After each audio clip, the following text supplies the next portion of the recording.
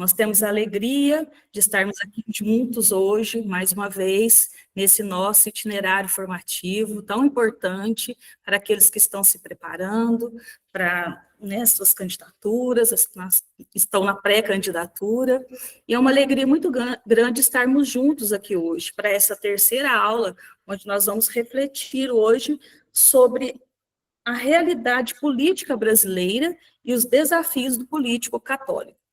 Para nos ajudarmos nessa reflexão, nessa formação, nós temos a grata satisfação e alegria muito grande de termos conosco o padre Rogério Ferreira, para nos ajudar nesse momento tão importante. O padre Rogério Ferreira, ele é natural de Caxambu, ele é presbítero da Diocese da Campanha e atualmente está exercendo o seu ministério como pároco na paróquia Nossa Senhora da Conceição, na cidade de Monsenhor Paulo. O padre Rogério é licenciado em filosofia, bacharel em teologia e licenciado em história. Ele é especialista em filosofia moderna pela PUC Minas e em ecologia pelo Instituto Teológico Franciscano de Petrópolis. O padre Rogério foi assessor diocesano do movimento Fé e Política da Diocese da Campanha por 15 anos, de 2002 até 2017. Ele foi presidente também do INSEAS, que é o Instituto de Pesquisa e Estudos em Ação Social. O padre Rogério tem uma vasta experiência pastoral, de pesquisa e de docência na grande área das ciências humanas, especialmente na área da filosofia. Ele é professor do curso de bacharelado eclesiásticos em filosofia do Instituto Filosófico São José, da Escola Diaconal São Lourenço Marte e da Escola Diocesana de Teologia para leigos e leigas na Diocese da Campanha. Então, nós estamos muito bem assessorados nessa noite, como já estivemos até aqui. Então, nós vamos receber o padre Rogério agora, com muita alegria, e ele vai nos ajudar nesse momento, na nossa formação, para que nós possamos, continuar esse caminho aí, com sabedoria, com discernimento. Então, eu chamo o padre Rogério agora para estar conosco, e vamos aproveitar bem todo o conhecimento que ele tem para nos passar. Boa noite, padre Rogério. Boa noite, Sônia. Boa noite a todos. Boa noite. Alegria muito grande poder estar com vocês essa noite e partilhar um pouco dos pensamentos, das pesquisas e poder fazer essa caminhada com vocês. Bem, pessoal, eu pensei assim na minha fala, dividi-la em 2 ou 3 momentos. Eu quero fazer uma breve introdução, seria uma motivação no nosso tema. Depois eu vou fazer aqui uma abordagem histórica. Eu optei por isso, falar um pouquinho da história do Brasil, a história política do Brasil. Até porque eu vou tirar algumas conclusões para que não pareça que essas conclusões foram gratuitas, puramente ideológicas, então quero me fundamentar na história. Farei também uma reflexão sobre o texto do Evangelho, mais especificamente um texto que muitos de vocês ouviram, refletiram no domingo passado, que é o texto de São João, capítulo 6, versículo de 1 a 15, o Evangelho do domingo passado. E depois farei aqui algumas conclusões, algumas palavras conclusivas, vamos dizer assim. Então, mais ou menos é esse o meu itinerário. O Elvis ele vai me ajudar aqui na exposição, na passagem dos slides. Então, por favor, Elvis, se você já puder passar, vamos fazer essa introdução. E eu queria iniciar com um episódio que aconteceu comigo recentemente. Vou fazer narrativa que aconteceu e depois cada um poderá tirar as suas conclusões. Né? Estava andando aí pela cidade, pela rua, de uma forma despretensiosamente, e uma pessoa, ela chegou para mim e disse, olha, não há nada de bom para comer nessa cidade. Eu tenho procurado alguma coisa diferente, alguma coisa gostosa para comer e não encontro.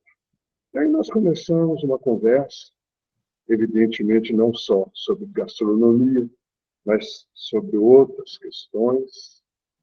E, de repente, ela volta, ela insiste na afirmação de que não havia nada de bom para comer nessa cidade, embora eu tenha tentado apresentar algumas opções, alguns lugares, ela insistia nisso.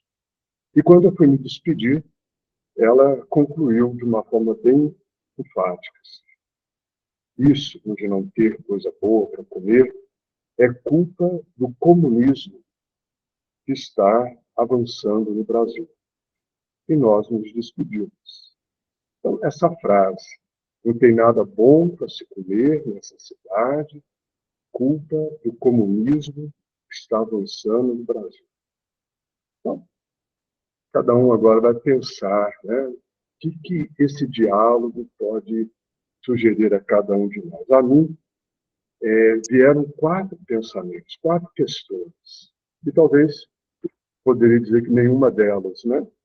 Uma primeira, e de imediato veio a pergunta, onde que ela está vendo comunismo no Brasil?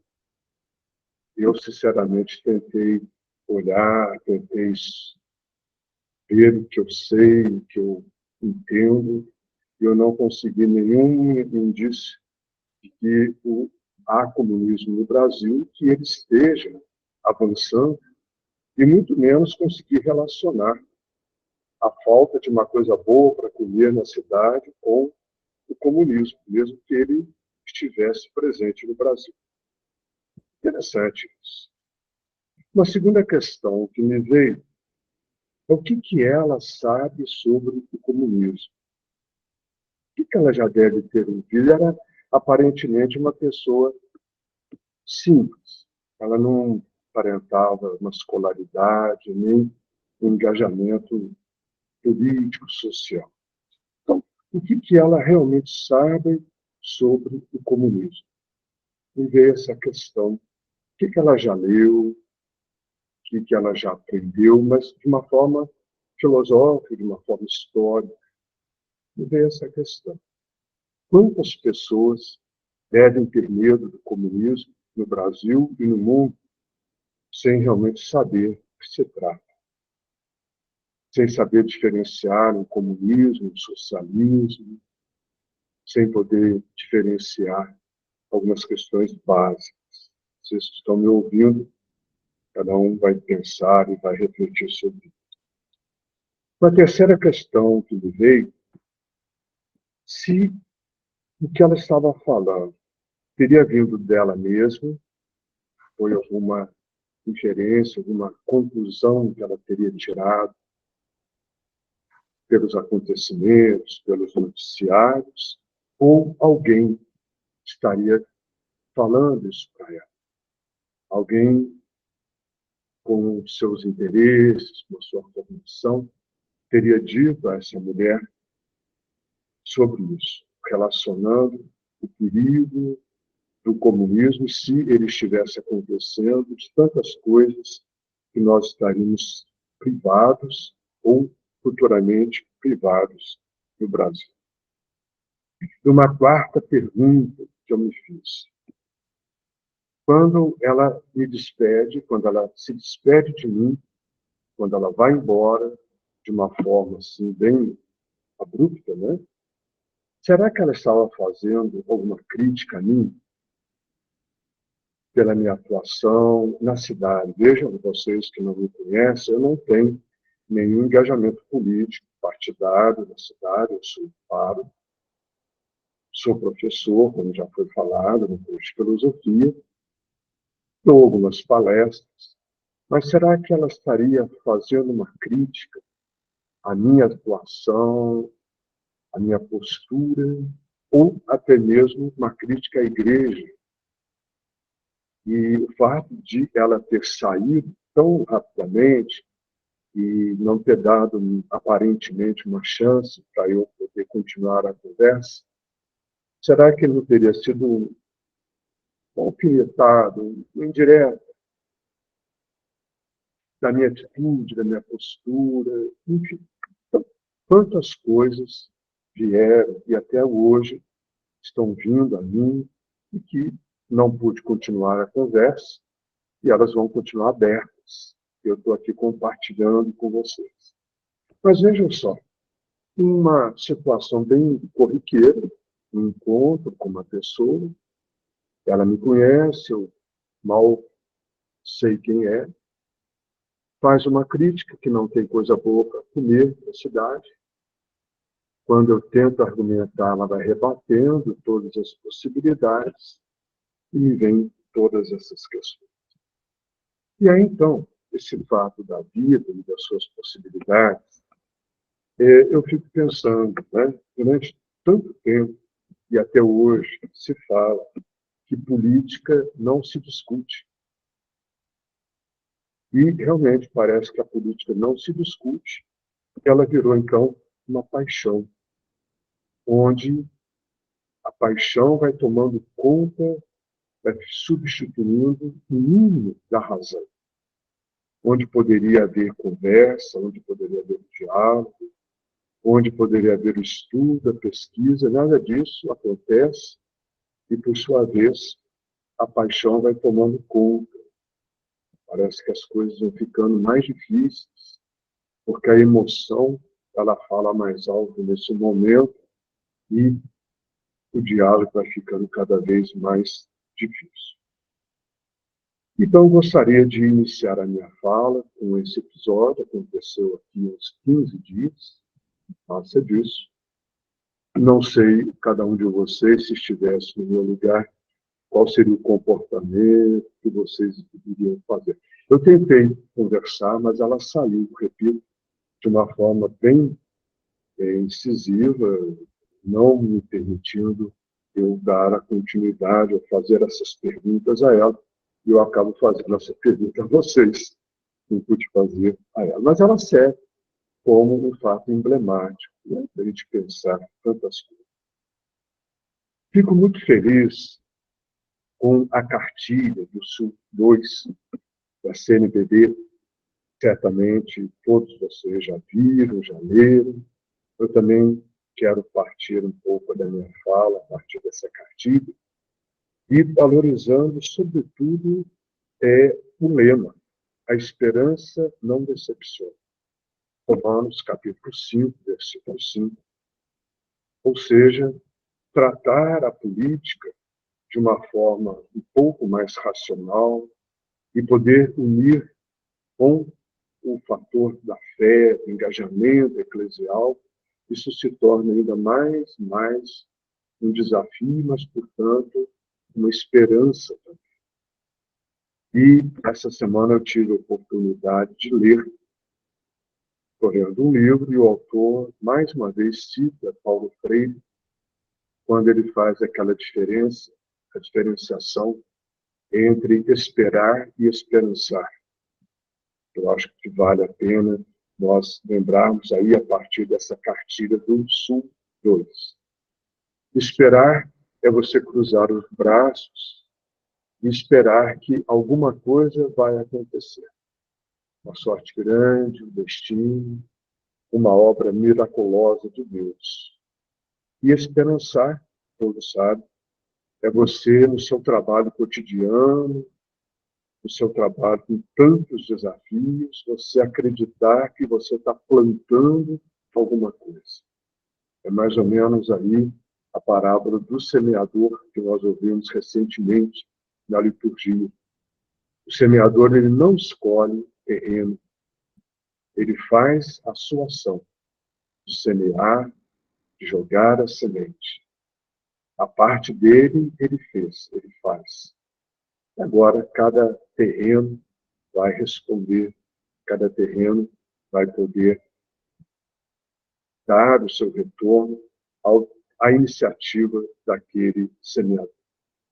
Então, essa cartilha do SUS-2, eu fiquei muito feliz ao lê-la, porque ela aborda determinadas questões que em outras cartilhas, de outros anos, eu ainda não tinha visto. Então, ela traz uma certa diferenciação, algumas novidades para o grande público, e até mesmo para nós, que estamos aí constantemente interagindo com esse tema. Vale a pena, se alguém ainda não leu, vale a pena ter o contato com essa cartilha, que vai ser uma base muito boa. Então, eu gostaria de fazer a minha introdução a partir desse fato da vida, de nada de bom para comer, culpa do comunismo e a cartilha do SUS-2. Eu vou voltar a essas duas questões quando eu for concluindo, vou dizendo algumas palavras conclusivas. Então, nós vamos agora caminhar mais um pouquinho e nós vamos fazer, então, uma abordagem, só foi pedido para que eu trabalhasse a questão brasileira, né?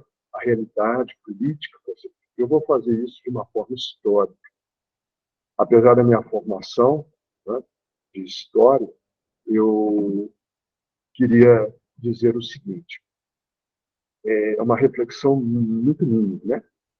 A história é o lugar da revelação de Deus. É evidente que Deus ele pode falar diretamente a mim no momento de oração. Deus ele pode falar a mim no momento de liturgia. Deus ele é livre para falar onde e falar como ele quer. Essa semana eu fazendo uma oração pessoal, eu estava refletindo uma questão que eu quero partilhar com vocês. Ela me fez bem e talvez possa fazer bem a vocês também, pelo menos alguns de vocês. Quando nós rezamos, nós queremos que Deus fale. Só que Deus ele fala, só que ele não fala aquilo que nós queremos ouvir e nem como gostaríamos de ouvir. E como Deus não fala o que eu quero e como eu quero, eu penso que ele não fala. Eu fico frustrado, dizendo, está vendo? Não está adiantando. Eu rezo e Deus não me ouve. Deus não me retorna. Ele retorna sim, só que de uma forma que eu não espero, um conteúdo que eu não estava aguardando. Então, Deus ele fala sempre nos acontecimentos, na minha oração. Deus fala ontem, Deus fala hoje. Ontem, nas Sagradas Escrituras, um testemunho histórico de uma experiência real, uma experiência concreta de um povo concreto, no chão, no solo, no Oriente Médio, de séculos atrás. E hoje, Deus continua falando nos nossos tempos. Uma reflexão do Papa Francisco, que eu quero partilhar com vocês, isso é do Papa Francisco. Desconsiderar a história é um ato de profunda arrogância, porque quem não leva em consideração a história pode estar falando que só essa pessoa tem a verdade, só ela. Então é o gnosticismo, né, que o Papa fala tanto, ele já escreveu até a sua função apostólica sobre isso, é verdade? E aquela pessoa que não leva em consideração a história, ela está dizendo, olha, eu sou uma pessoa iluminada, eu tenho a verdade, e a verdade surge a partir desse momento.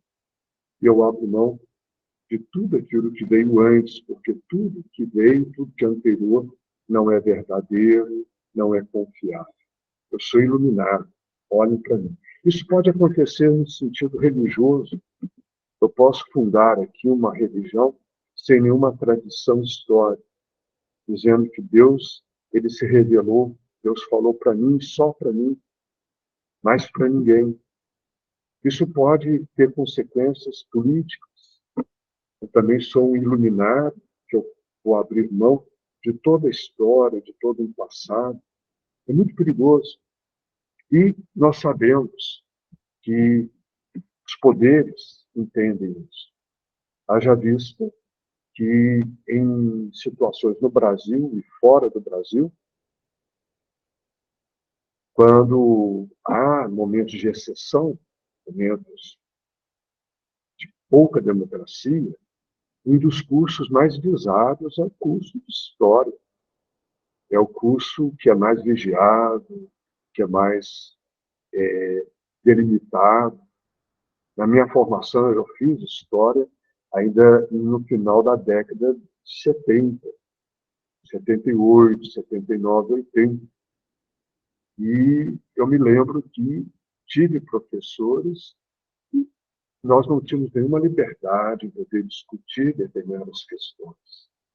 E me lembro perfeitamente que algumas notas mesmo, sim, de trabalhos, de provas, de avaliações, eram dadas de uma forma muito ideológica. Quando eu falava coisas que agradavam os professores, eu ganhava notas boas. Quando eu fazia críticas, quando eu me posicionava, aquilo que não era muito de acordo com a visão do professor, eu ganhava nota baixa. De tal forma que, se eu quisesse vencer o curso, se eu quisesse me formar, eu teria que falar a coisas que os professores, alguns deles, queriam ouvir. Senão, certamente eu não seria aprovado. Não estava em jogo, não estava em questão a minha pesquisa, a minha capacidade de argumentar, mas a capacidade de agradar. Isso em plena sala de aula, numa faculdade. Alguns de vocês devem ter passado por isso, sabem perfeitamente o que eu estou falando. E é por isso que eu vou valorizar muito a história, eu sempre valorizo a história.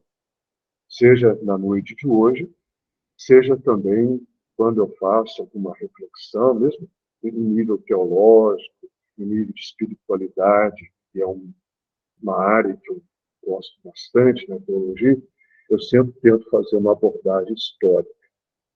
Libânio, saudosa memória, ele sempre dizia isso, que toda abordagem sem uma raiz histórica, isso pode trazer consequências. Tá bom? Bem, aqui eu acho que há uma pergunta, se pode haver intervenção.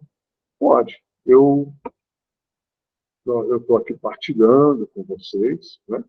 Então, se alguém quiser me interromper, quiser perguntar, como não só perguntar, né? Mas às vezes me ajudar num depoimento. Então, fiquem todos à vontade para interferir, para me ajudar, corrigir, se for o caso. Pode, então, fazer toda a interferência, pode parecer. Gostaria muito que vocês me ajudassem para que a conversa possa fluir. Bom? Bem, nós vamos passar agora, então, para frente. Eu queria fazer aqui uma colocação que é uma coisa minha, certamente não é original, mas eu nunca li isso, e eu estou aqui partilhando com vocês. Se nós tomarmos a data de 1500, que foi a chegada dos portugueses ao Brasil, até o ano de 2024, nós temos 524 anos de história. Então, o Brasil, da chegada dos portugueses. Eu não estou dizendo que o Brasil tem 524 anos de história. Estou falando da chegada dos portugueses. Finalzinho do século XV, começo do século XVI, até os dias de hoje.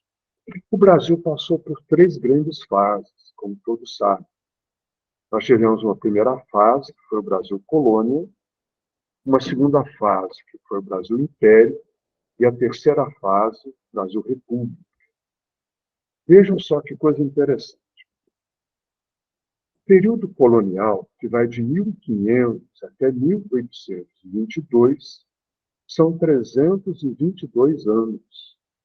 Isso equivale a 61% do tempo, 61% da história né, de 1500 até hoje, mais da metade.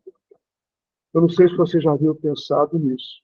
Olha a herança, o peso que tem isso na realidade política brasileira.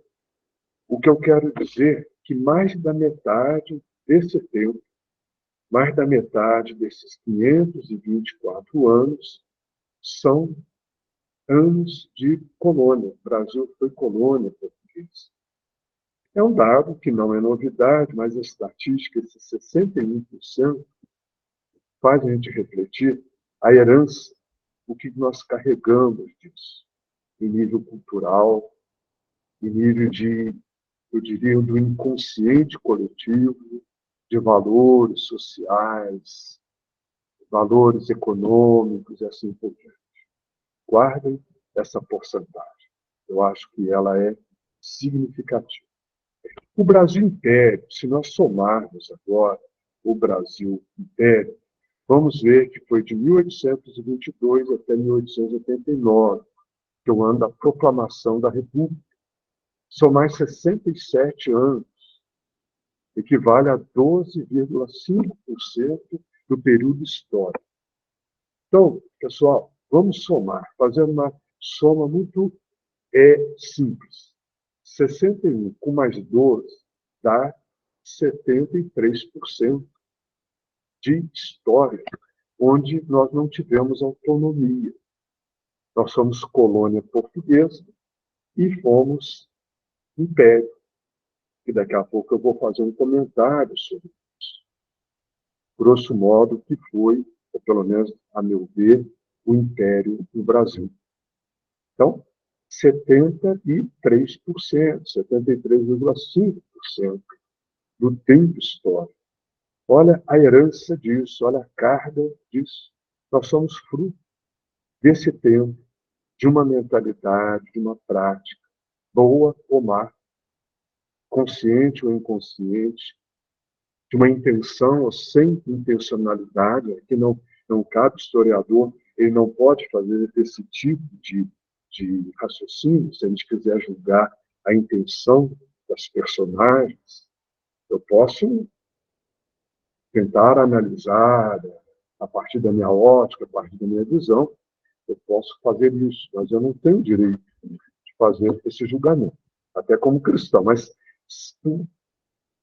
de uma forma ou de outra, mais de 70% do tempo histórico, colônia e império.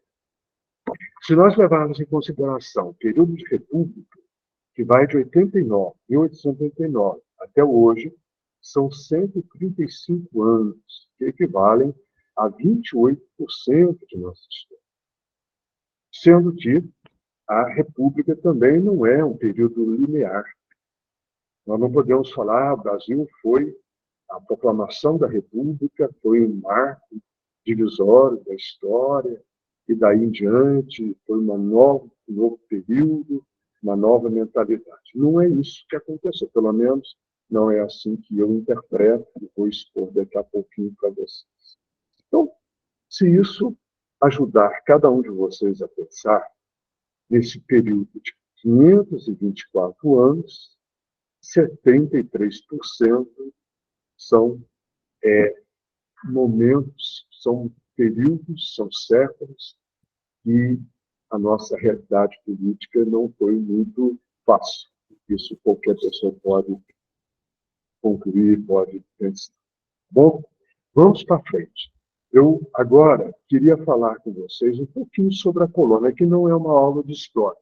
Eu vou tentar ser breve, e se porventura começar a ficar meio maçante, vocês podem interagir, que eu vou correr, eu vou andar um pouquinho mais, mas é importante a gente ressaltar algumas questões.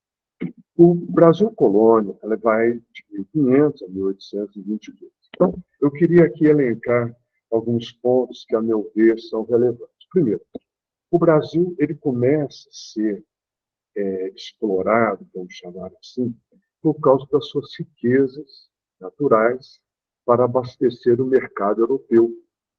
Acho que isso todo mundo sabe, não é uma novidade. Primeiramente, a questão do pau-brasil. Né? O pau-brasil ele é uma madeira de lei, uma madeira boa, que dá para você fazer muita coisa com essa madeira, mas também, todos sabem, a tinta. Talvez, nem sei se todos vão lembrar, a palavra Brasil significa brasa, e justamente por causa desse pau. Então, Brasil é brasa, é fogo, é vermelho, é incandescente, né? O nosso país, ele vai retomar, ele vai fazer essa conexão, Brasil e Brasa. E nós começamos a história desses 500 anos, desses 400 e poucos anos, a partir disso, né, esses 524 anos, começamos a ser explorados. Esse foi um primeiro motivo que a coroa portuguesa começou a olhar com uma determinada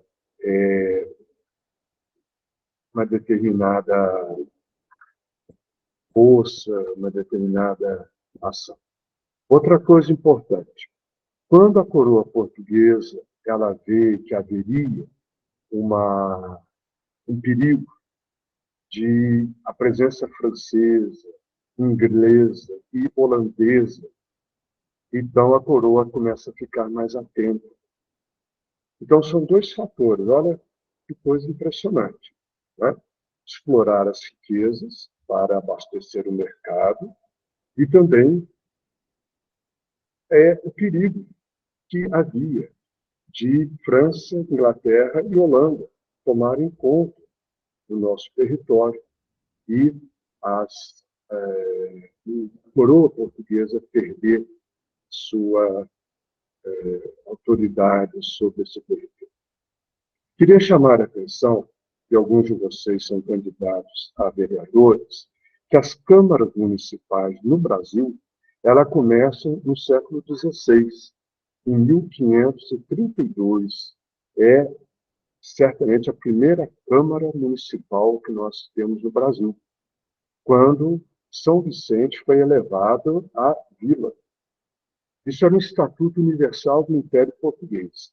Em todo o Império Português, isso já acontecia em outras ilhas, que eram colônias portuguesas, havia esta prática das câmaras municipais. E no Brasil foi instaurado em 1532. Então, é uma realidade bem remota. Né? E, por sua vez, as câmaras municipais existem desde a Idade Média. Não é coisa muito nova. Só que, nesse período, no século XVI, havia outras atribuições às câmaras municipais. Elas tinham, por exemplo, um intuito tributário, da ordem pública, de resolução de litígios. Então, o poder das câmaras era um poder muito maior do que o atual poder. Era um poder, repito, tanto tributário, questão de costumes, enfim, era a Câmara, uma vez que o governo era centralizado na coroa portuguesa, as câmaras, então, quem era atribuído às câmaras a condução das vilas, dos municípios. Todos se recordam que Portugal tentou, a partir de 1534, essa experiência durou praticamente 200 anos, as capitanias hereditárias, que era repartir o território em capitanias, cada qual seria destinada a um dirigente, e essas capitanias seriam hereditárias, iriam passar de pais para filhos, e assim foi uma das primeiras soluções para poder administrar o território brasileiro. Então, veja, aqui 3 pontos que eu chamo a atenção: exploração de riquezas, o perigo das invasões francesas. Essa palavra invasão é relativa, né? Porque Portugal descobriu, invadiu, não sei também, mas a coroa portuguesa via esse perigo, via essa dificuldade. E depois nós temos, a partir de 1549, uma experiência do governo geral. O primeiro governador geral foi Tomé de Souza. As capitanias, o governo geral era para obedecer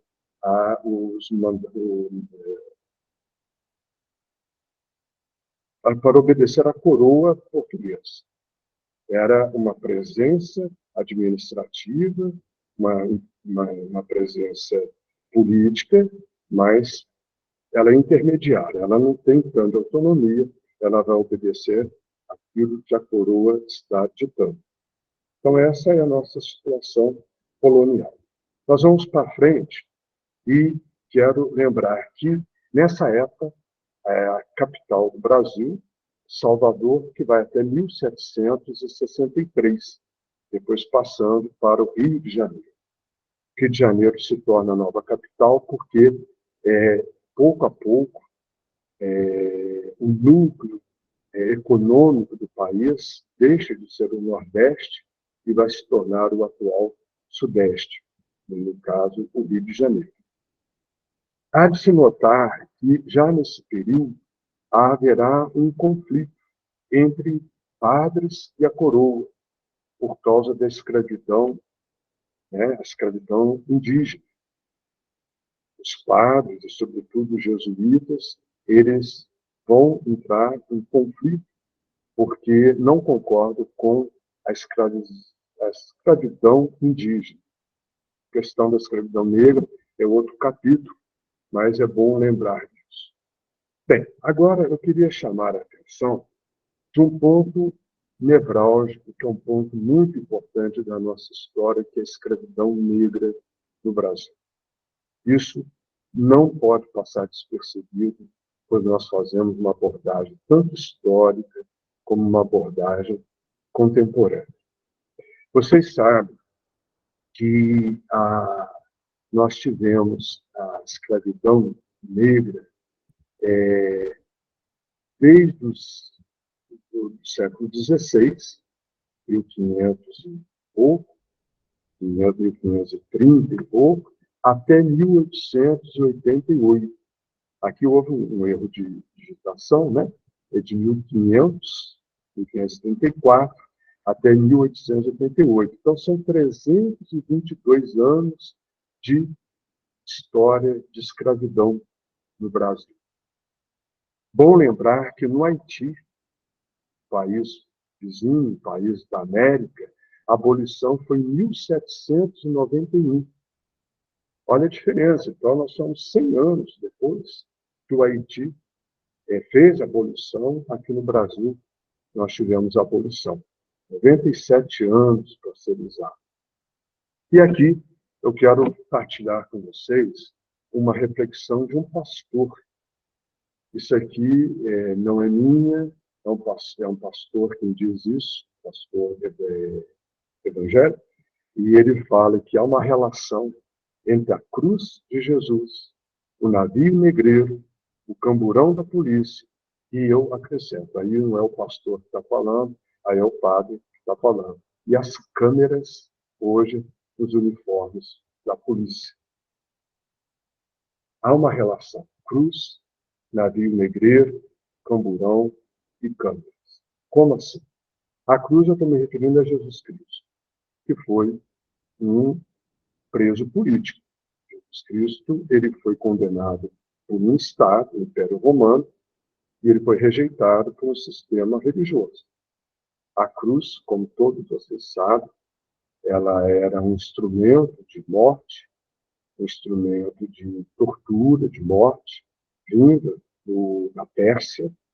E quando o Império Romano ele conhece essa experiência de Pérsia, vai espalhando essa forma de morte, forma de cruz, em todo o Império. E Jesus ele acabou sendo vítima desse sistema. O navio negreiro são os navios que trazem os escravizados para o Brasil. O camburão é porque existe uma situação delicada no nosso país e toda pessoa de pele negra já é suspeita, e questão, principalmente do jovem negro no Brasil, é uma situação delicada. E agora, as câmeras. Certamente vocês têm acompanhado, hoje existe um debate muito interessante, porque algumas pessoas não aceitam as câmeras que estejam nos uniformes das polícias. Mas, em substituição dessas câmeras, haveriam câmeras espalhadas pela cidade com a identificação facial. São duas tecnologias diferentes e parece que servem para dois interesses também diferentes. A câmera, ela pode registrar tanto a agressão daquela pessoa que está cometendo um crime, mas também ela pode reportar a ação da polícia.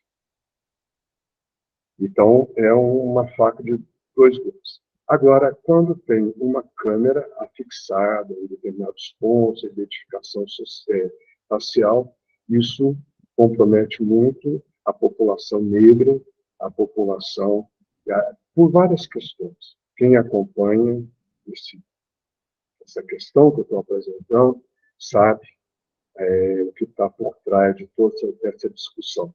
Eu não vou entrar aqui, depois nós podemos aprofundá-lo, mas há uma relação. Então, eu vou ter passando para frente aqui para dizer isso. Há uma relação entre cruz, navio, negreiro, camburão e câmeras na escravidão negra no Brasil, né? Que vem do período colonial. Escravidão que nós tivemos aí e que tem repercussões, consequências nos dias de hoje, na nossa política, em todo o território nacional, em qualquer município. Quero lembrar também que é do período colonial a descoberta de ouro em nosso estado, o estado de Minas Gerais.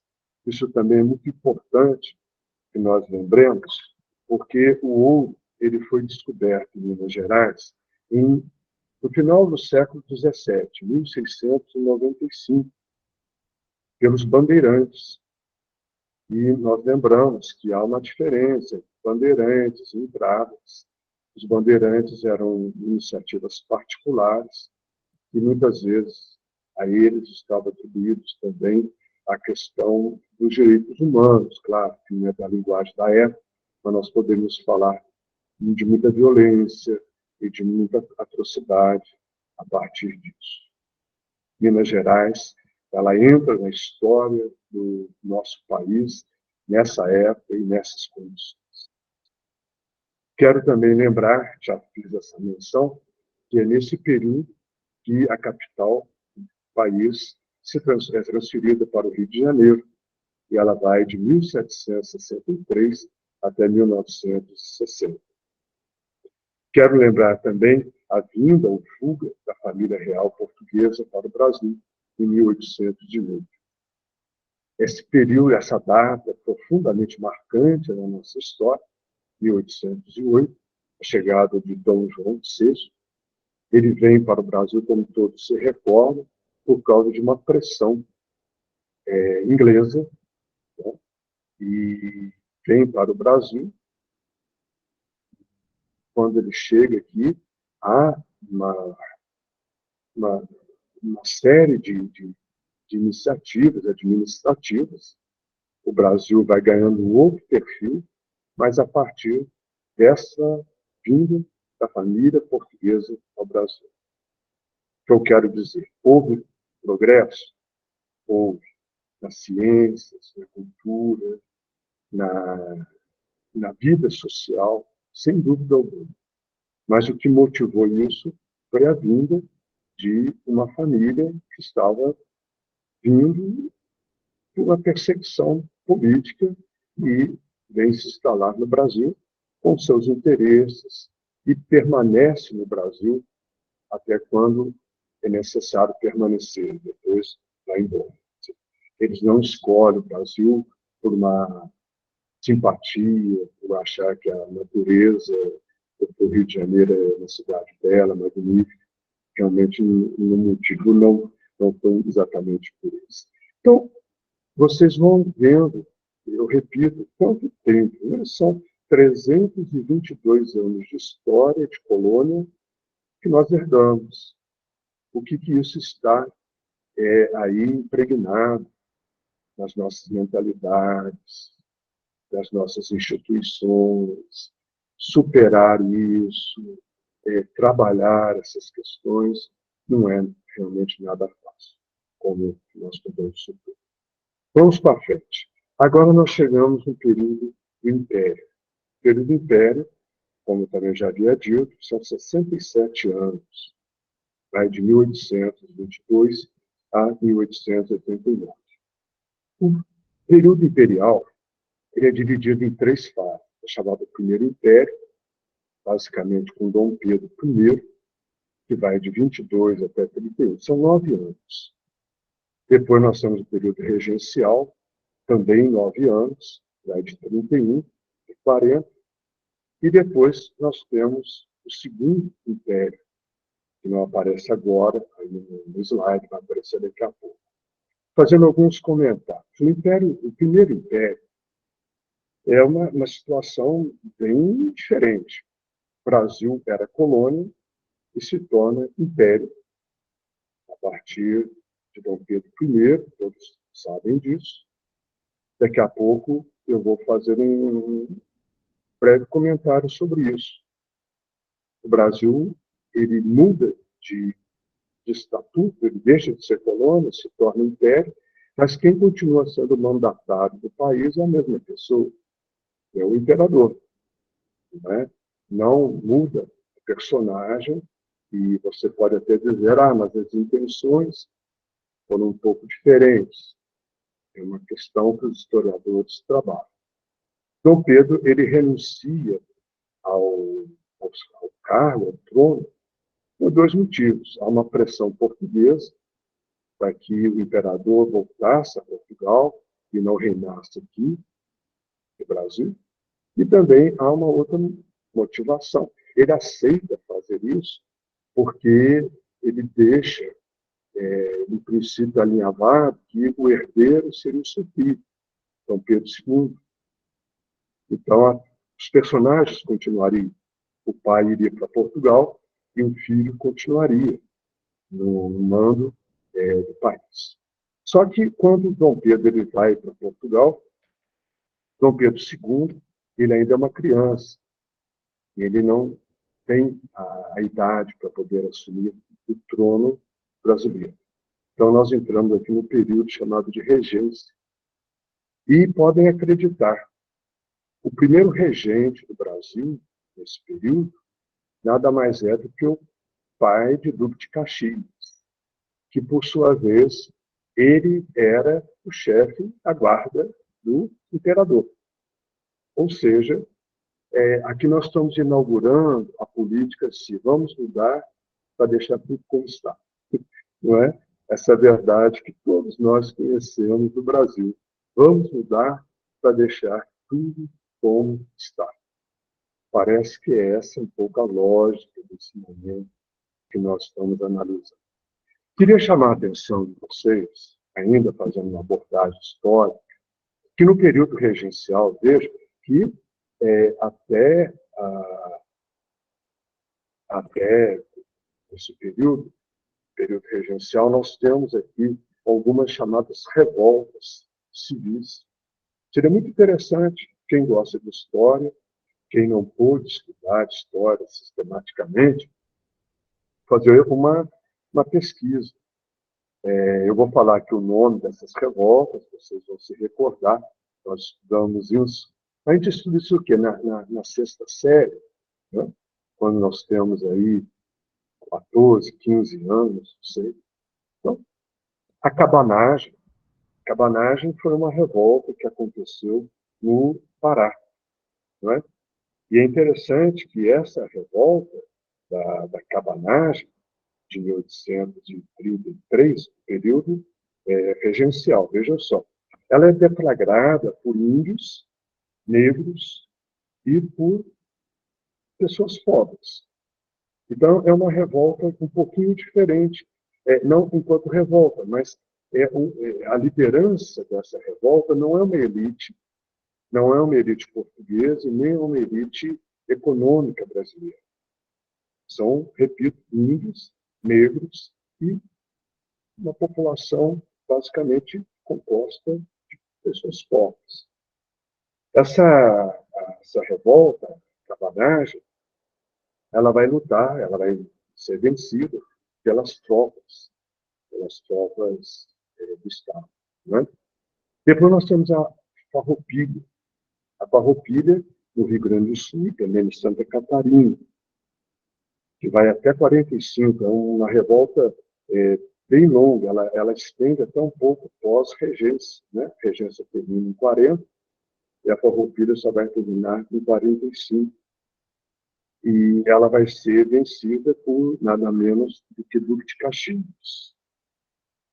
Quem está à frente da Farroupilha já não é uma liderança como na cabanagem. Já é uma elite econômica, que quer instaurar um sistema mais liberal no Rio Grande do Sul, que não estivesse atrelado a uma concepção colonial. Né? Nós temos a Sabinada, que acontece na Bahia. Sabinada também, ela quer instaurar uma república baiana. Mas essa república ela seria provisória. A intenção da Sabinada, dos líderes, era, enquanto perdurasse a minoridade de Dom Pedro II, ou seja, enquanto perdurasse o período regencial, haveria uma república baiana. Depois, quando Dom Pedro assumisse, Dom Pedro II, o trono, aí deixaria de existir essa república. Uma proposta interessante, diferente. Isso, aí. A balaiada acontece no Maranhão, né? Acontece em 1838, e é uma questão também religiosa, uma questão política, social, são várias questões entrelaçadas, não é só aí, ó, alguém está dizendo aqui que é uma matéria preferida da história no tempo de escola. Que bonito. Esse período, professor, vale a pena nós conhecermos. Existem muitas dissertações, existe muita publicação sobre esse período. É interessante que essas revoltas, elas acontecem nesse período regencial. É um período bem conturbado na história do Brasil. Mas o que eu quero refletir são 9 anos, período regencial, um período de instabilidade política, e aí começa a surgir uma nova liderança no Brasil.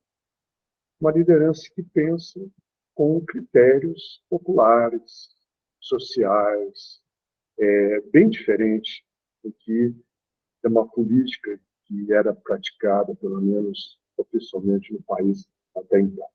Né? Vamos passar para frente, senão vai ficando meio pesada a abordagem. Aí nós temos o Segundo Império, de 1840 até 1889, também são 49 anos. Vejam que esse período, né, 49, coincide com o primeiro reinado, primeiro império. Veja, eu falei que é um caso único na América, porque as demais nações, quando elas se tornam independentes, elas proclamam a república. E o Brasil não fez essa opção de passar de colônia para a república.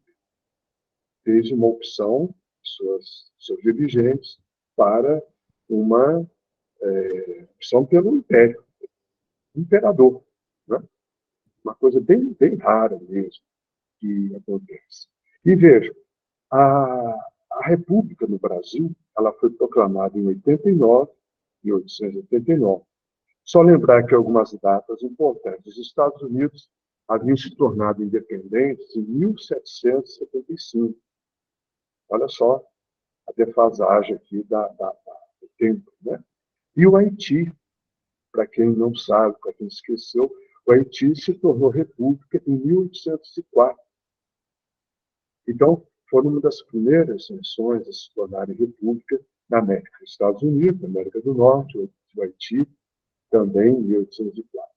Uma das últimas repúblicas na América foi o Panamá, em 1903. Pessoal, eu vou terminando aqui a análise do Império para dizer o seguinte. Nesse período, há a inauguração da política de troca de favores. Né? Hoje, no Brasil, é muito comum você ter uma política, graças a Deus, isso vai sendo superado, isso vai sendo alertado. Essa troca de favores, olha, eu vou votar em você, mas eu espero de você. Isso é o clientelismo que nós chamamos, é verdade? Então, eu tenho clientes. Eu vou ser vereador, eu vou ser prefeito, mas eu assumo com você determinados favores particulares. Aí, aquilo que se confunde, o particular e o público, o privado e o público. Né? Eu me torno uma personagem pública atendendo favores bem particulares, bem específicos. Eu deixo de ver uma necessidade comunitária, deixo de ver algo que seria favorável por uma maioria, eu vou atendendo favores, eu vou atendendo clientes. E parece que aí está a origem dessa concepção que, infelizmente, ainda perdura em alguns pontos, algumas pessoas, em alguns lugares da nossa política. E aquilo que eu já havia dito, mudar para deixar como está. Parece que essa é um pouco a dinâmica de algumas práticas políticas do nosso país.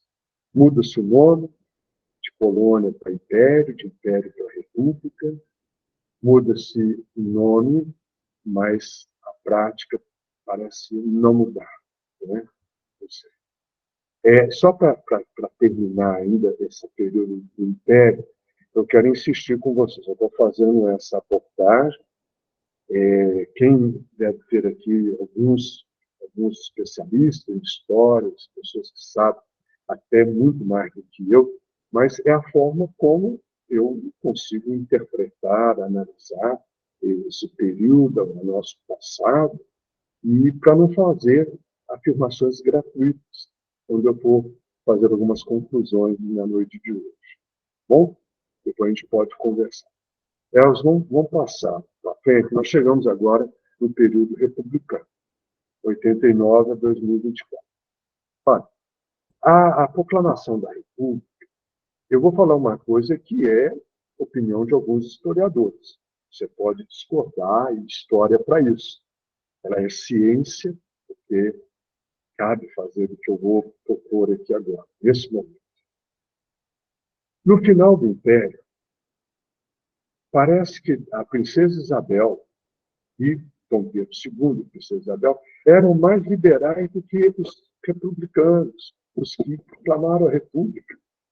Interessante isso, porque Dom Pedro II, queria falar um pouquinho, já passei a Império, mas deixa eu voltar aí. Dom Pedro II, ele teve um grande amigo, que é o Mauá, né? Barão de Mauá.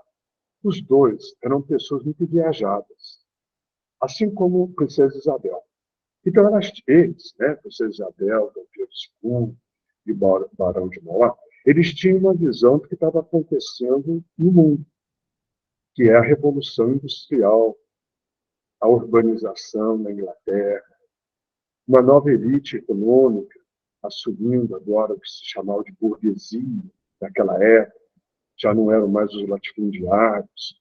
Então, Dom Pedro II, princesa Isabel, eles percebiam que o Brasil estava no atraso, mas eles não podiam romper com isso, porque quem sustentava a monarquia era a elite agrária.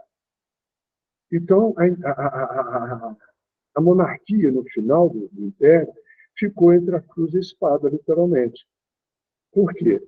Se proclamasse a República, e a monarquia perderia o seu poder, o seu status, e com ela a elite que o apoiava.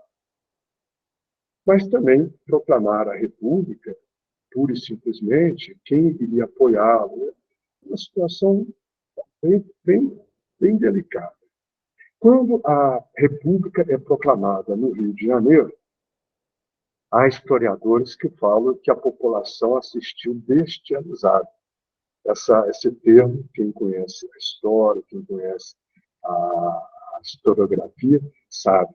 Bestializada, assim, o pessoal viu, Machado de Assis tem um conto dele, Jacó e Esaú, isso, né, Jacó e Esaú, e ele fala isso, que as pessoas ouviam os fogos e pensavam que era apenas uma passagem de ano, uma festa qualquer.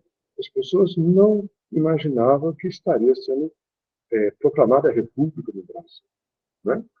Então, a República vem, mais uma vez, para modificar e deixar como as coisas estão.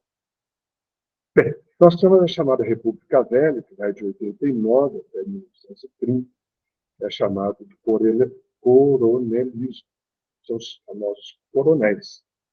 E aí nós já estamos no período do café, né? Já não é mais a cana-de-açúcar, já não é mais... Assim por diante. E temos a Era Vargas. A Era Vargas também... A Era Vargas, o que acontece? Getúlio Vargas ele assume o poder em 1930, e depois, em 1937, ele aplica um golpe chamado Estado Novo. Ele vai até 1945. Getúlio Vargas ele governa o Brasil durante 15 anos. Nos primeiros anos, ainda sem golpe, sem Estado Novo, e a partir de 1937 até 1945, no modelo bem populista, né, bem nacionalista. É uma aproximação com os trabalhadores, mas, inclusive, sem dúvida alguma, os trabalhadores ganham nesse período com o Getúlio Vargas, só que alguém já disse que o Getúlio Vargas ele era o pai dos pobres e mãe dos ricos, né? Era também um pouco da política da troca de favores, né? Então, parece ser esse o momento aí de Vargas. Então, nós estamos aqui em 45, vejam só, de 1889. Daria para a gente poder comentar muita coisa dessa proclamação da República, não é?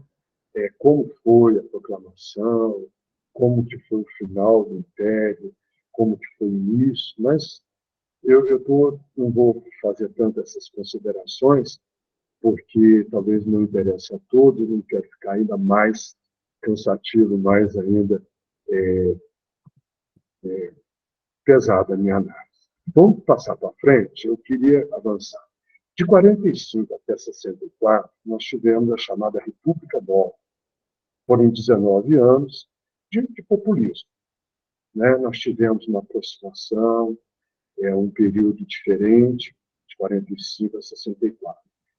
E gostaria de lembrar, e aqui eu vou já me reportando ao início da minha fala, aquela pessoa que me encontrou e falou que não tinha nada de bom para comer porque o comunismo vai avançando no Brasil. Olha, uma grande parte dos golpes que foram realizados no Brasil foi devido a uma pretensa ameaça comunista.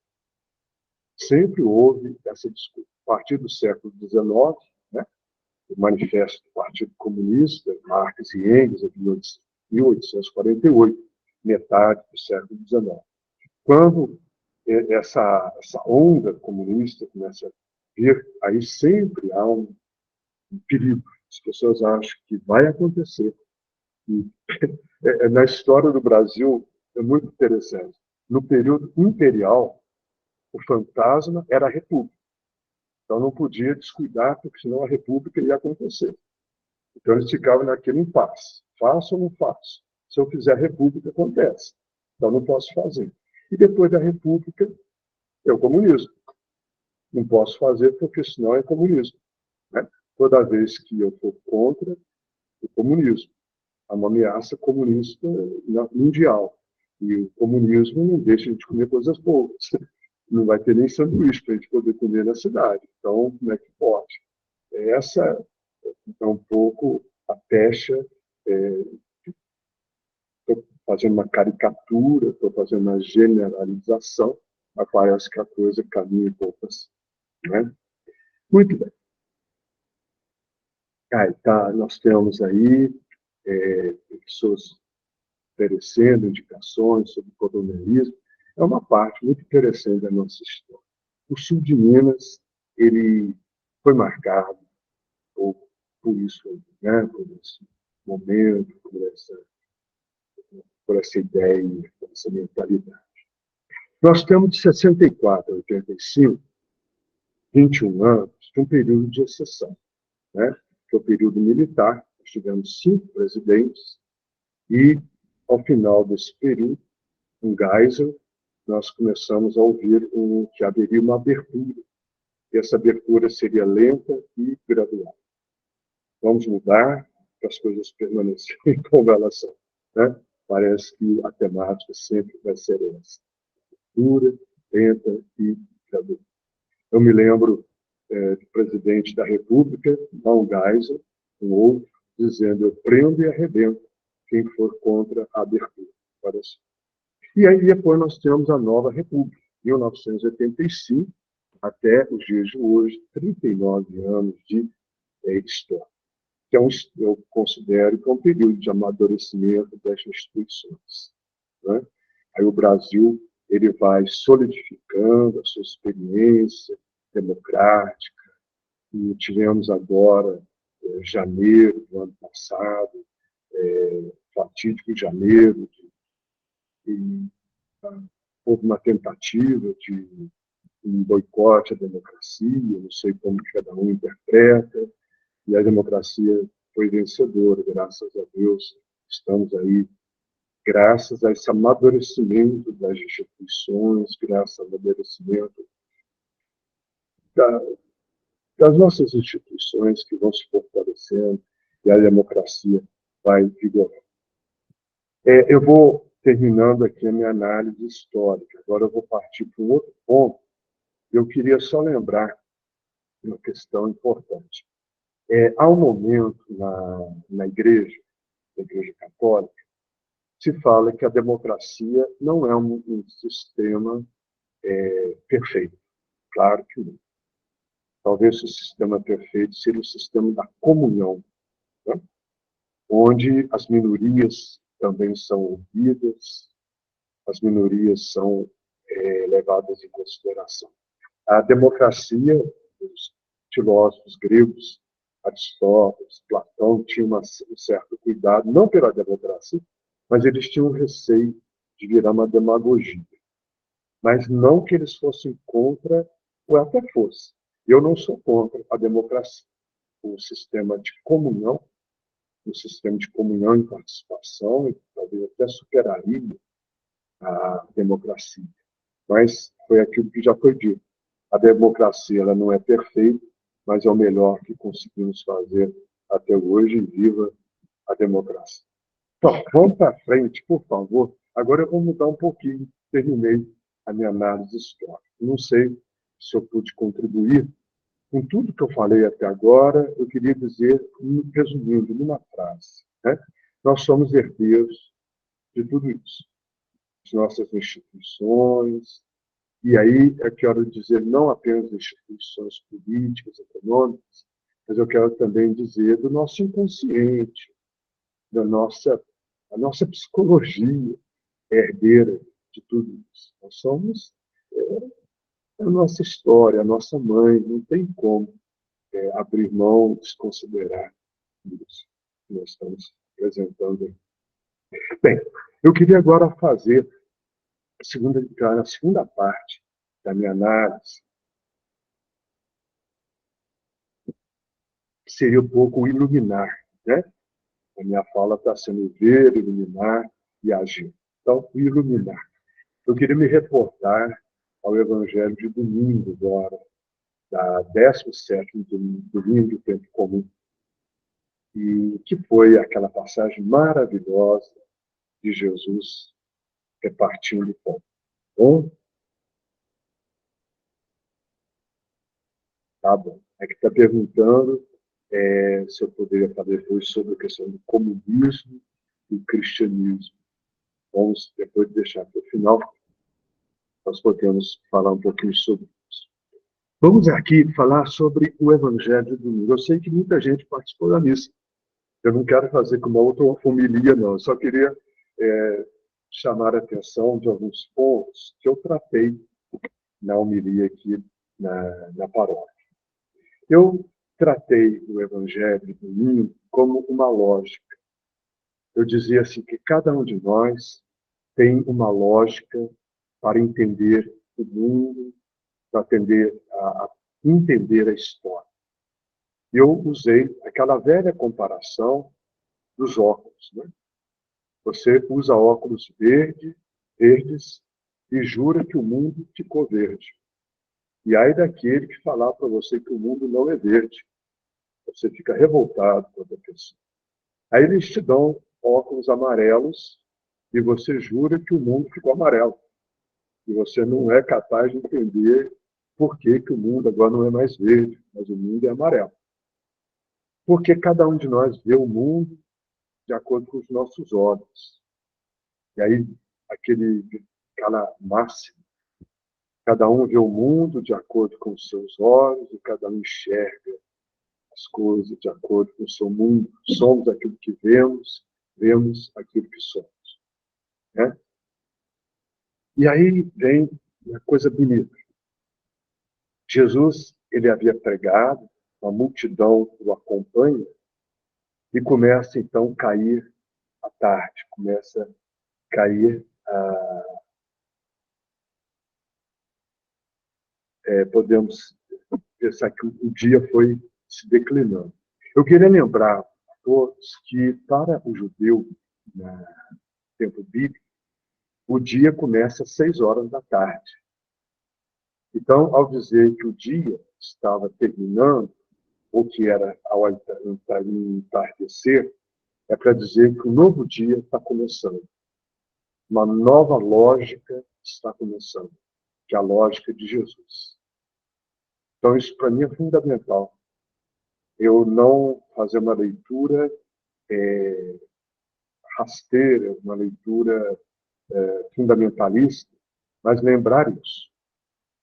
O dia está terminando, está começando um novo dia, que é a forma de Jesus enxergar a história, os óculos de Jesus. Vamos pedir a Jesus os óculos emprestados para que nós possamos enxergar como ele enxerga. E como é que ele enxerga?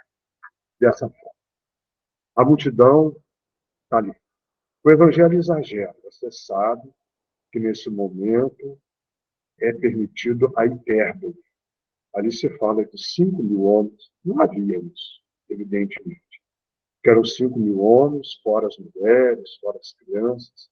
Isso é um exagero. Mas é uma figura de linguagem. Uma hipérbole é permitido. É para dizer que havia muita gente. E aí, então, Jesus lança uma questão.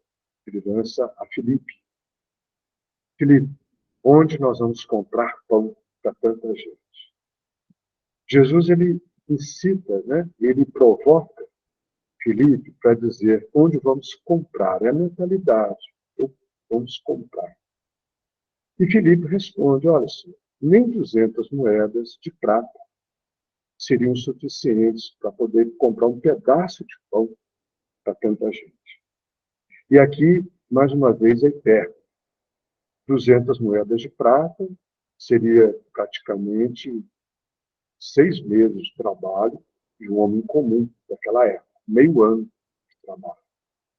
E era para dar um pedaço de pão, não vai dar um pão inteiro para cada pessoa. Essa é a mentalidade de Filipe. Filipe, ele está aqui imbuído da mentalidade judaica, da mentalidade da maioria. Filipe ainda não tem os óculos de Jesus, não tem a lógica de Jesus. Nisso, aparece André, um outro discípulo de Jesus, e propõe uma alternativa. Albert Einstein, ele dizia que muitas vezes a gente não resolve os nossos problemas porque a gente não é criativo. Estamos repetindo a mesma lógica o tempo todo. E aí nós não temos solução para os nossos problemas. André, ele tem uma possibilidade, ele tem uma alternativa. Mas nem André acredita que é possível. Aqui eu fico pensando um pouco nos movimentos sociais que eu acabei de citar, né? É tão pouco para tanta gente. Eu não acredito, eu acredito na lógica, mas não acredito na eficácia. Eu tenho esperança, mas não sei esperançar. É verdade? A gente perde a noção da esperança. E aí André apresenta um menino que tem 5 pães e 2 peixes, que é a figura de uma criança, do pequeno. Esse menino aqui representa não apenas uma criança, um infanto, uma questão cronológica, mas o pequeno que não acredita na sua força, na sua potencialidade. E André é porta-voz disso. O menino é generoso, mas ele mesmo não acredita do que ele pode fazer no milagre, que ele pode fazer acontecer. E todos sabem que nós podemos somar aqui 5 mais 2, 5 pães, 2 peixes, vai dar o número 7, que na Bíblia representa a perfeição. E a perfeição para Jesus é isso. Vocês se lembram daquela viúva, lá no templo, ela dá 2 moedinhas, ela deu tudo. Aquilo chamou a atenção de Jesus. Por outro lado, os outros davam o que restava, o que sobrava. Isso não empolgou muito Jesus. Muito bem. Quando Jesus vê essas 2 alternativas, a alternativa de Filipe, de 200 moedas, e a alternativa de André, com o menino, o que acontece? Jesus opta pela lógica de André. Mas aí Jesus vai trabalhar, Jesus vai purificar, ele vai melhorar, ou ainda se quiser, vai colocar em prática aquilo que o menino e nem André são capazes de acreditar. E o milagre de Jesus acontece. Jesus, a primeira coisa que ele faz, ele manda aquela multidão se sentar. Eu acho isso tão bonito. Me lembra os pequenos grupos, séries, me lembra os círculos bíblicos, os pequenos grupos, onde as pessoas se sentam, geralmente em círculo, e um é capaz de enxergar o outro. Aqui eu me lembro de Levinas, um filósofo que fala de a gente enxergar o rosto. Então, em círculo, você senta e enxerga o outro. E não é só por isso, não. Isso vai além. Quando as pessoas se sentam, não vão avançar. Na homilia de domingo, eu dizia o seguinte: às vezes há uma calamidade, né? Um terremoto, uma enchente, uma seca. Aí chega um caminhão de alimentos, um caminhão de suprimento, e aí as pessoas avançam naquele caminhão e o alimento cai por terra, o pessoal pisa no alimento. Aqueles que são mais fortes levam tudo, e os mais fracos não levam nada, porque eles já chegam atrasados. E eles só podem catar o que caiu no chão, e olha lá. E quando as pessoas se sentam, segundo a lógica de Jesus, ninguém avança. Ninguém precipita sobre o alimento. Há um respeito, há um gesto de respeito, de confiança. Por isso, se senta na relva. E aí sobra 12 cestos. Eu acho que todo mundo sabe que 12 cestos, o número 12, é um número simbólico na Bíblia. O 12 representa o completo. 12 significa que daria para alimentar toda a população. Se 5.000 homens já é um exagero, as 12 tribos de Israel, Israel inteiro é mais exagero ainda, a hipérbole vai potencializar. Mas se houver partilha, vai haver esse milagre. E aqui, pessoal, eu gostaria de chamar a atenção, e para mim ficou uma coisa muito evidente, eu rezei muito isso que eu vou falar aqui para vocês. quando as pessoas pensarem em levar Jesus para ser rei, e aqui eu quero falar, o rei no modelo daquela época, um imperador, alguém que iria bater de frente com Roma, e assim por diante. Jesus ele vai saindo de fininho, né? Ele sai à francesa, ele vai saindo sem que ninguém notasse. E ele vai sozinho para um lugar deserto. Por que isso? Porque o projeto de Jesus não é o projeto de poder, mas é o projeto de partilha. É o projeto de uma nova lógica. Ser rei, segundo aquele povo, haja visto o pedido que a mãe de São João e a mãe de São Tiago fazem a ele, a Jesus, para que um sentasse à sua direita, outro sentasse à sua esquerda. A lógica era de poder. E Jesus, ele não tem uma lógica desse poder. A lógica do poder de Jesus é uma outra lógica. E aí, eu concluo essa passagem, não sei se vocês vão concordar comigo, que normalmente os homens do poder temem os homens que repartem.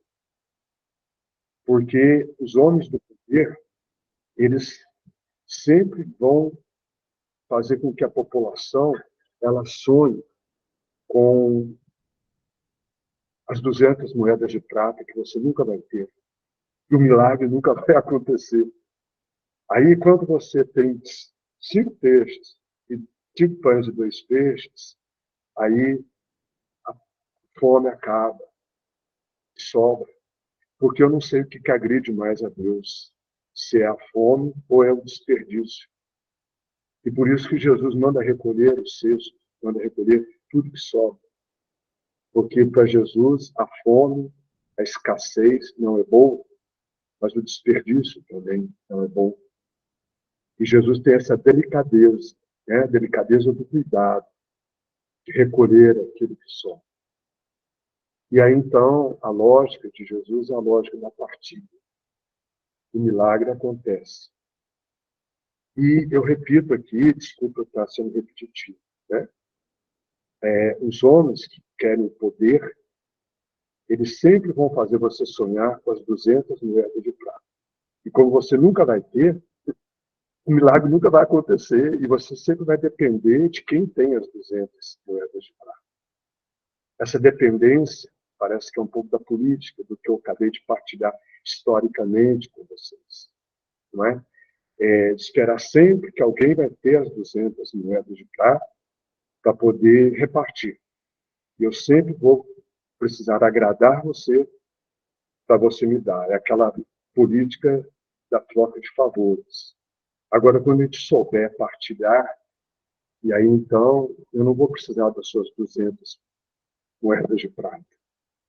Eu vou poder ter 5 pães. Eu queria terminar esse momento do iluminar fazendo uma pergunta para vocês. O que 200 moedas de prata não compram, não é capaz de comprar, e 5 pães e 2 peixes sobram? A pergunta é essa. Qual é a lógica que está por trás disso? Que lógica é essa? Né? Que 200 moedas não compram e 5 pães sobram, a ponto de recolher 12 cestos. Essa é a política que eu sonho. Essa é a política que eu acho que todo cristão tem de sonhar. É claro que nós estamos num mundo, segundo Jesus, que era um homem inteligente. Jesus, ele sabia que há joio e há trigo. Jesus sabe que a coisa não é tão fácil assim. Né? Hoje nós tivemos um bispo que morreu de coração, vocês devem ter visto isso. Um bispo de Goiás, eu estou falando aqui por dedução. Ele morreu no coração. Ser bispo hoje, você morre do coração. Né? Porque a lógica não é a lógica do mundo. Então, complicado. Mas a proposta de Jesus é essa.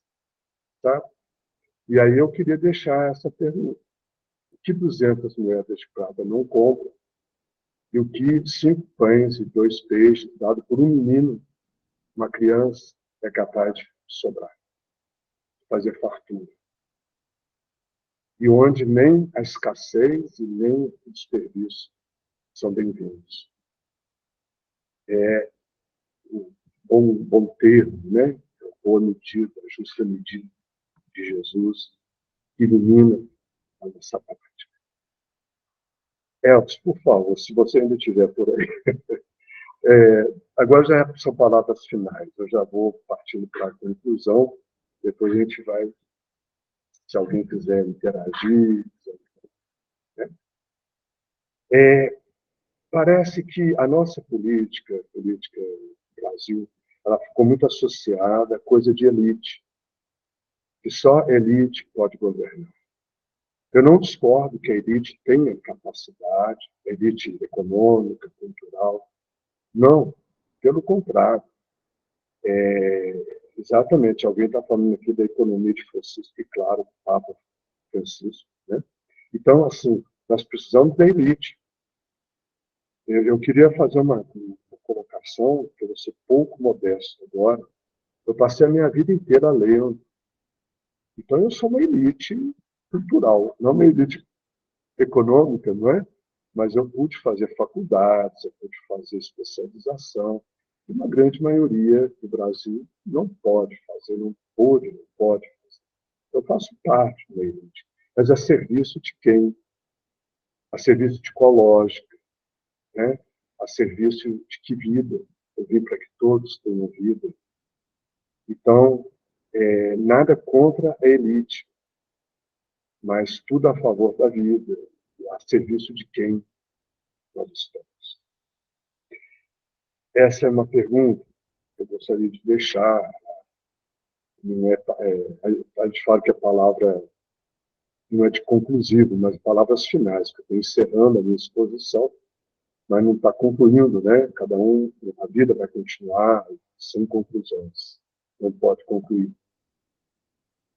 Historicamente, no Brasil, eu reservei de 1, 2, 3, 5 eventos.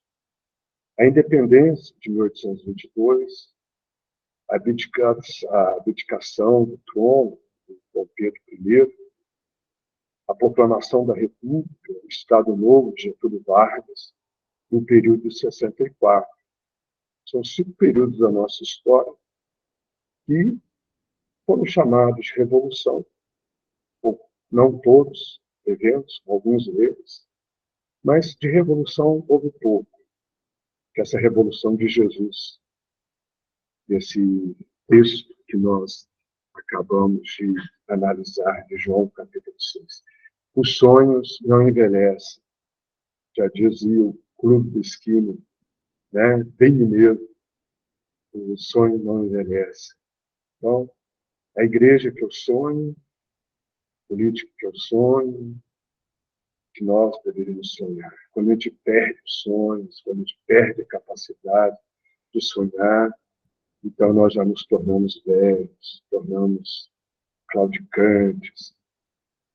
Bem, aí volto a uma questão que foi colocada, e a minha primeira, quando eu abri a minha fala, né? O comunismo não tem nada de bom para comer. Certamente, algumas pessoas, como diria Dom Helder Câmara, vão dizer que é comunismo, mas não é comunismo, é magnífico. Derruba os poderosos dos seus tronos e eleva os humildes. Dom Helder Câmara, no poema dele, ele falava para Nossa Senhora, não precisa tanto. Lembram disso? Dom Helder Câmara falava para Maria, para Nossa Senhora, que ela exagerou, que não precisava que os ricos fossem dispensados de mãos vazias, que os reis fossem destituídos dos seus tronos. Bastava que todos tivessem um pouco para viver com dignidade. Dom Helder Câmara corrige Nossa Senhora. Acho que Nossa Senhora está sendo radical demais. Quem não conhece, vale a pena conhecer esse poema de Dom Helder Câmara. Né? É bom lembrar que comunismo não tem nada a ver com isso. Não é que não tenha nada a ver. Comunismo não é sinônimo de socialismo. Você pode ter um modelo socialista e não ser comunista.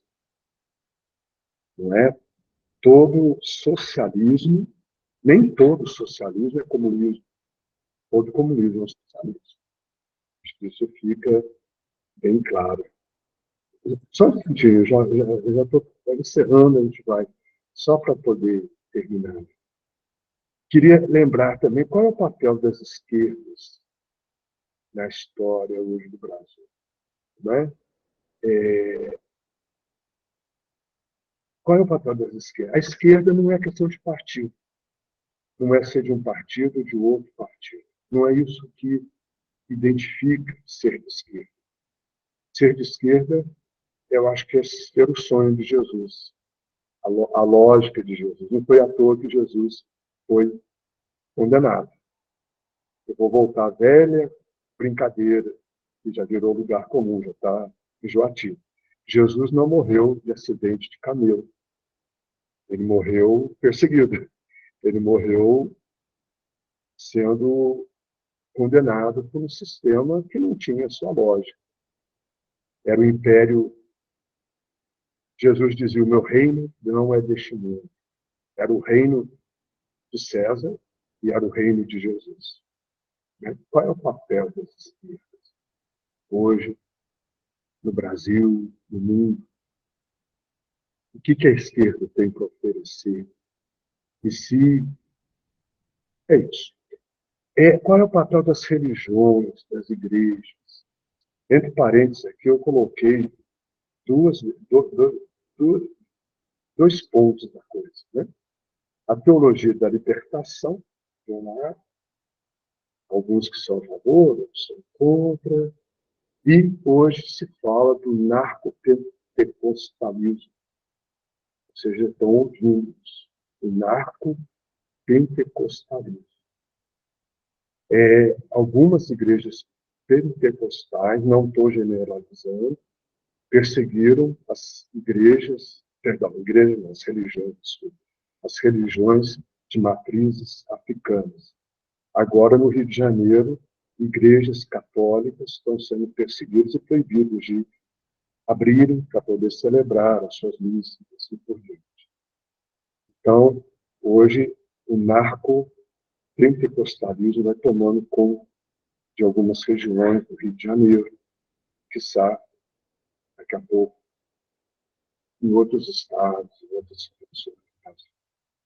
Há um desconforto, sem dúvida, do binômio fé e política, uma polarização da política em si, e aquilo que eu falava, né, de tanto dizer que política não se discute, que ela virou hoje uma paixão cega, onde cabe até o narco-pentecostalismo.